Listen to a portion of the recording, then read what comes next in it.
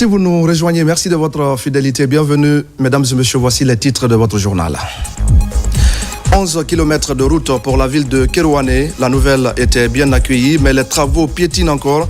Le ministre des Infrastructures veut qu'il soit désormais relancé.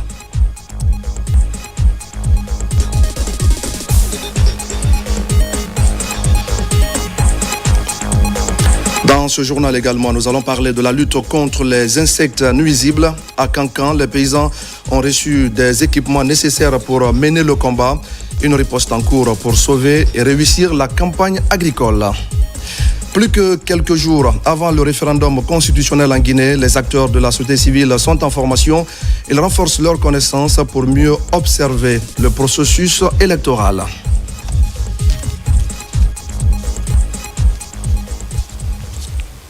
Voilà pour le sommaire. Bonsoir à tous. La Guinée vient de franchir un tournant majeur dans son développement minier. Ce dimanche 14 septembre 2025, le pays a lancé les premiers essais d'extraction du minerai de fer sur le site de Kerouané. Une première historique qui s'est déroulée en présence du ministre directeur de cabinet de la présidence, en même temps président du comité stratégique du projet Simandou. Ces premières opérations d'extraction marquent ainsi le début de l'exploitation des blocs 1 et 2. Omar Bari. C'est un tournant majeur dans l'histoire industrielle de la République de Guinée.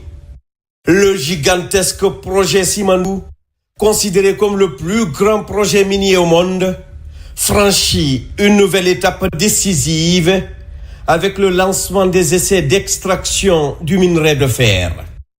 Une forte délégation conduite par le ministre directeur de cabinet de la présidence et président du comité stratégique du projet Simandou, M. Djiba Diakité, s'est rendu ce dimanche 14 septembre 2025 sur le site du méga chantier à Kerouané, marquant ainsi une avancée concrète vers la phase d'exploitation prévue pour fin 2025. De Kerouané à Beila, la chaîne de montagnes de Simandou s'étend sur plus de 110 km, abritant un trésor enfoui depuis des décennies, du minerai de fer de très haute qualité, reparti en 4 blocs stratégiques. C'est précisément sur les blocs 1 et 2 que les premières opérations logistiques ont débuté avec la mise en marche d'une machine empileuse récupératrice de dernière génération. Cet équipement marque le début des opérations préliminaires de stockage du minerai en prélude à son exploitation commerciale qui est imminente. Lors de la première phase, il est prévu d'extraire jusqu'à 4000 tonnes de minerai de fer par heure, puis jusqu'à 8000 tonnes par heure lors de la seconde phase. Nous avons déjà une production de 4000 tonnes par heure. Dans les prochaines années, nous allons multiplier notre production jusqu'à 9000 tonnes par heure. Selon ce que nous avons conçu pour les mines de Simandou, nous allons atteindre une production de 60 millions de tonnes par an. Toutefois, le président du comité stratégique a réaffirmé les exigences du chef de l'État concernant la transformation locale du minerai de fer, une priorité nationale pour la Guinée. Il a également souligné la nécessité de respecter les engagements liés au co-développement visant à renforcer la chaîne de valeur. À ce titre, les études complètes sur la mise en place d'une aciérie devront être finalisées dans un délai de 2 ans à compter du démarrage effectif des opérations de commercialisation du minerai de fer. Nous sommes rendus à cet endroit précis pour voir les convoyeurs que vous voyez derrière moi avec les premières tonnes du minerai du Simandou qui sont stockées juste là avec une teneur de 65% et qui est la meilleure teneur du minerai de fer au monde. Comme ils disent, c'est du DSO, Direct Ship Ore, on n'a pas besoin de le mélanger, de le blend avant de l'exporter. En face, vous voyez les blocs 1 et 2 où ce minerai est extrait, qui passe sur tous ces convoyeurs et puis pour venir se poser derrière nous ici au niveau de la zone de stockage ensuite de cette zone de stockage, ça va être mis dans les trains. C'est l'histoire économique du pays qui se joue grâce à un seul homme, le général Mamadi Doumbouya. N'eût été son leadership éclairé, ce projet n'allait jamais voir le jour. Ce que l'on voit ici se passe de commentaires. Il y a 4 ans, rien de tout ça n'existait en Guinée. Rien, absolument rien. Aujourd'hui, tout est là. Et nous avons la maîtrise de nos ressources grâce au général Mamadi Doumbouya. Les Guinéens doivent être fiers de lui. Simandou n'est pas qu'un seul projet minier. Il incarne l'ambition d'une Guinée nouvelle, résolument tournée vers un développement durable, inclusif et souverain. Grâce à la vision du président de la République, son Excellence le général Mamadi Doumbouya, la Guinée s'est dotée d'une stratégie claire. Transformer ses ressources naturelles en levier de prospérité pour tous. Cette dynamique repose sur 3 piliers fondamentaux du contenu local, la création massive d'emplois pour les Guinéens, avec un accent particulier sur les jeunes et les femmes, le développement du tissu économique local en stimulant les petites et moyennes entreprises et en favorisant les contrats aux entreprises à capitaux guinéens, le transfert de compétences et de technologies pour garantir une montée en puissance durable des capacités nationales. La série appartient à la compagnie du Transguinéen, c'est ça. Mais les mines sont exclusivement pour les miniers. Donc, en fait, quand vous allez prendre durant toute la vie ce projet, ce site de mine est dédié, affecté à Bao et son partenaire stratégique. Il y a les mêmes de notre côté de la forêt qui sont affectés à Ritudo et son partenaire stratégique Channel. Donc c'est extrêmement important de garder cet aspect-là. Tout ce qu'on a vu ici de gigantesque, en fait, il y a quasiment les mêmes choses de l'autre côté à Béla. Tout ça pour expliquer que grâce au leadership du général Mamadi Doumbouya,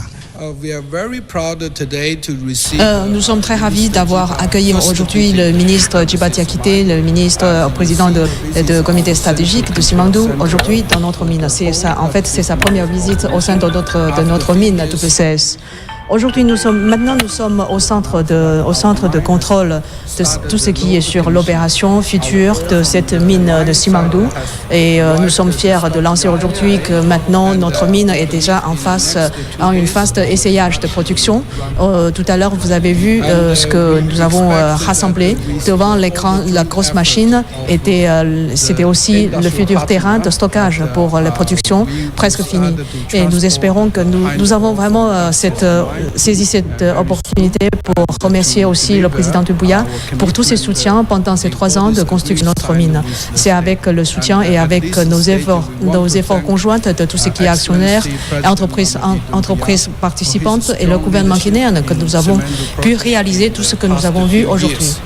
Nous sommes sûrs qu'avec tous nos efforts, nous allons pouvoir établir et donner un bel projet et nous pouvons lancer au marché mondial les produits finaux de Simandou. Je suis très fière de voir tout le progrès sur la construction de la mine et en tant que directeur général de CTG, je suis aussi très fière d'annoncer que nous avons déjà lancé la préparation pour l'opérationnalisation de CTG et nous pouvons commencer la mise en service dans 2 ou 3 mois, conformément à notre engagement contractuel dans le cadre du projet Simandou. Et je voudrais profiter de cette occasion pour exprimer mon sincère remerciement à Général Mamadi Doumbouya. C'est grâce à sa guidance que nous pouvons réaliser ce projet gigantesque. Et comme ce que Excellence ministre Djiba Diakité a déjà mentionné, nous allons concentrer nos efforts sur principalement 3 aspects du contenu local, y compris premièrement le développement du business de Guinée et deuxièmement des opportunités d'emploi de Guinée et aussi troisièmement le transfert d'expertise aux résidents guinéens.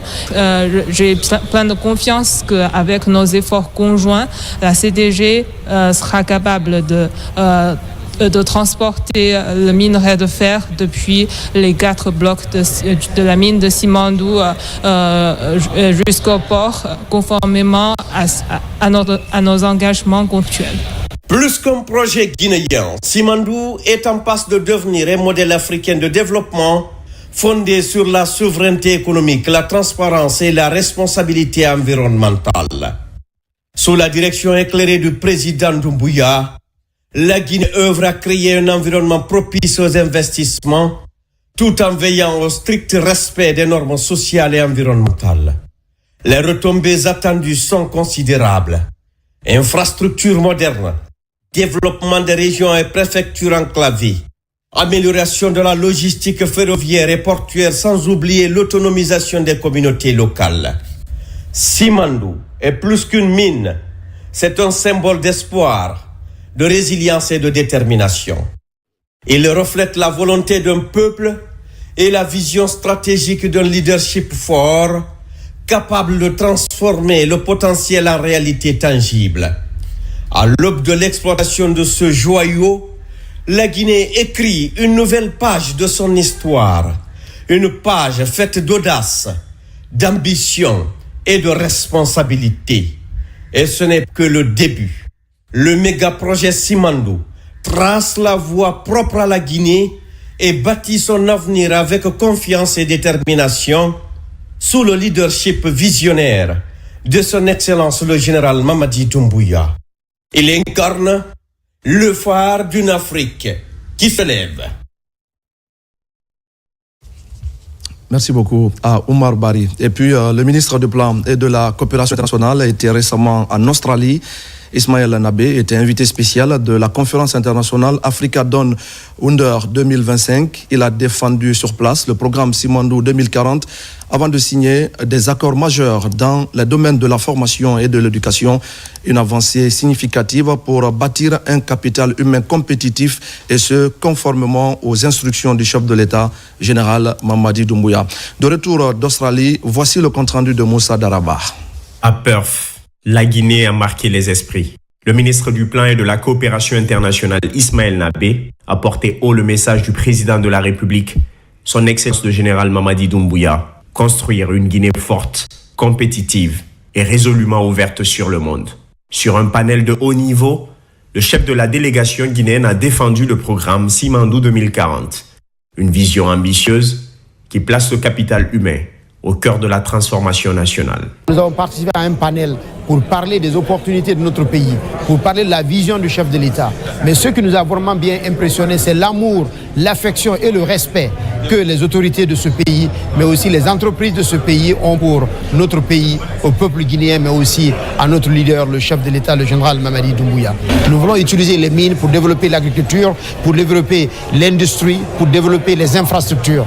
Nous allons travailler avec son Excellence, Monsieur le ministre des Affaires étrangères, Dr Maurice Sanda, pour essayer de voir comment est-ce que nous pouvons très rapidement exécuter l'ambition du chef de l'État pour ouvrir des missions diplomatiques, que ce soit à Canberra ou à Conakry. Nous allons travailler très rapidement les jours à venir pour mettre un framework, nos besoins, pour essayer de sélection des hauts cadres de l'administration guinéenne, dans le cadre du leadership, dans le cadre de la transformation, mais aussi dans l'exécution des projets. Moment fort de cette tournée, la signature de conventions avec Curtin University et Murdoch University. Un pas historique qui inscrit la Guinée dans des partenariats stratégiques avec 2 institutions de renom. Objectif, former des formateurs, renforcer les cadres supérieurs et offrir à la jeunesse guinéenne des formations aux standards internationaux. C'est un grand honneur pour nous de recevoir le ministre et sa délégation dans notre campus. Et nous venons d'avoir une rencontre avec le vice-président de l'université, les discussions autour d'une possibilité de fournir des formations aux étudiants guinéens. Et nous savons qu'il y a un grand lien entre les 2 pays via les industries minières et Curtin University est la 5e grande université au monde dans la formation des étudiants en ingénierie minière. L'agriculture est une science que nous pouvons enseigner aux étudiants guinéens car nous disposons des moyens nécessaires pour qu'ils soient formés. Nous avons aussi des formations à court terme dans le domaine de la gestion des stratégies et des mines pour le niveau licence. Au-delà de l'académique, le ministre a profité de sa mission pour renforcer la coopération diplomatique entre Conakry et Canberra. La délégation guinéenne a pris part à une soirée de réseautage aux côtés des ministres invités. Ismaël Nabé s'est entretenu avec le ministre australien des Mines, puis en tête-à-tête avec son homologue australien du développement international et des affaires multiculturelles, ainsi qu'avec la haute commissaire australienne pour l'Afrique de l'Ouest. Exprimer tout mon plaisir d'avoir pu accueillir son Excellence le ministre Nabé ici à Perth, grande capitale minière. Et d'ailleurs c'est une visite historique, la première visite d'un ministre guinéen en Australie. De Perth à Canberra, la Guinée affirme sa place sur l'échiquier mondial.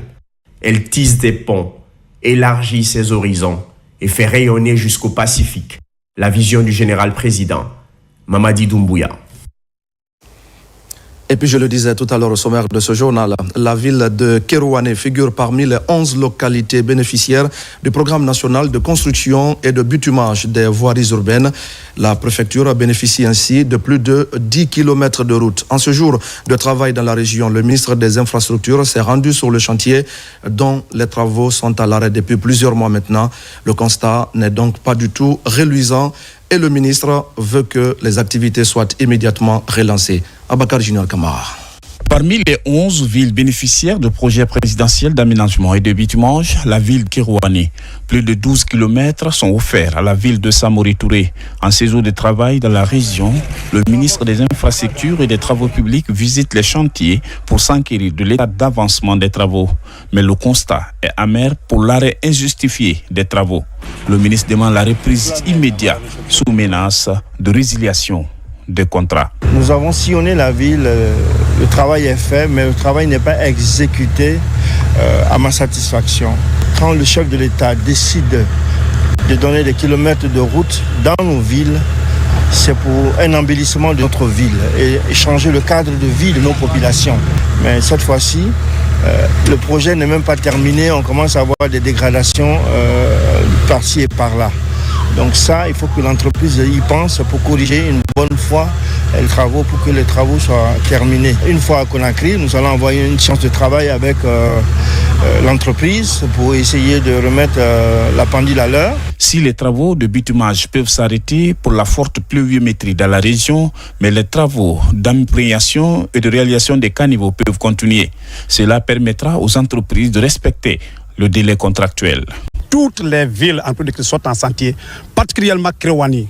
Pour la première fois qu'il a pu dédier 11 km et quelques de goudron dont le bitumage est en cours. Les imperfections constatées par endroits sont signalées et le ministre demande leur correction avant la visite de la mission d'évaluation.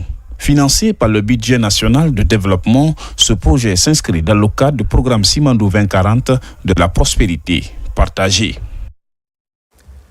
Et pendant ce temps, le ministre de l'Information et de la Communication, Fana Souma, vient d'apporter une véritable bouffée d'oxygène aux habitants de Zérékoré et environ.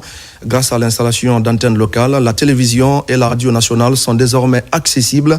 Les installations des nouveaux équipements sont complètement terminées et les essais sont concluants.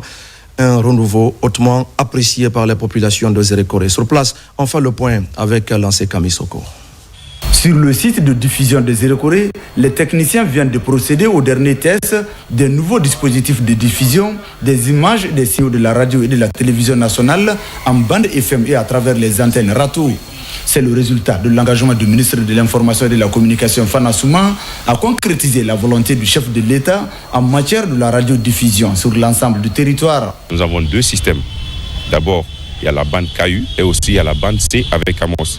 Donc on a commencé à repointer Conakry jusqu'à l'intérieur du pays. L'autre chose aussi, c'est qu'après repointage de la bande C avec Amos 17, la population aura accès gratuitement à la télévision et aussi à la radio. Il suffit d'avoir simplement une antenne Yagi chez toi, tu lances la recette automatique et tu vas avoir l'image gratuitement de la RTG. Actuellement, l'installation de la bande KU et la bande C à 50 km de notre site peut capter la télévision, la radio avec une antenne locale. S'il y a coupé de courant, nous avons deux groupes électrogènes ici, 17 kVA qui alimentent le site. Pendant longtemps, ces foyers désireux ont été privés de l'accès direct aux chaînes nationales pour suivre les actualités du pays ou simplement se divertir. Il fallait s'abonner à Canal+, une dépense supplémentaire pour de nombreuses familles. Il fallait payer l'argent, tout ça là, avant d'être abonné. Maintenant, actuellement là, ça va. Tu peux regarder sans abonnement. Je suis très content. Donc, on remercie le ministre Fana. Franchement, quand on écoute aujourd'hui la radio nationale, surtout RTG et la Télévision aussi, sans abonnement, vraiment, ça nous fait vraiment plaisir. En rendant les signaux de la RTG accessibles gratuitement, le ministre Fana Souma remplit sa mission de service public. Ce projet n'est pas seulement technique, il est social et démocratique. Il permet à chaque citoyen, quel que soit son revenu, de se connecter à la vie de sa nation, d'être informé des décisions gouvernementales et de participer pleinement à la vie publique. Voilà donc pour ces réformes qui se poursuivent et qui s'intensifient même au ministère de l'Information et de la Communication. Le ministère de la Jeunesse et ses partenaires viennent également de renforcer les capacités de 30 jeunes de l'Abbé et de Pita. Les participants ont été formés sur des thématiques clés telles que le développement personnel, l'esprit d'entreprise et l'éducation financière. Des connaissances qui devront désormais leur permettre de mieux s'insérer et d'évoluer sur le marché de l'entrepreneuriat. Sarafoudine Diallo et Yara Diallo. Les jeunes Guinéens rencontrent de nombreuses difficultés pour s'autonomiser. Manque d'informations sur l'emploi, accès limité aux formations qualifiantes et difficultés à obtenir des financements. Pour pallier ces obstacles, le gouvernement, à travers les ministères de la Jeunesse, de l'Emploi des jeunes et de la formation professionnelle, avec le soutien de ses partenaires, déploie des initiatives pour outiller les jeunes dans l'entrepreneuriat. L'objectif de la formation, c'est de renforcer leurs capacités pour les aider à mieux gérer leur entreprise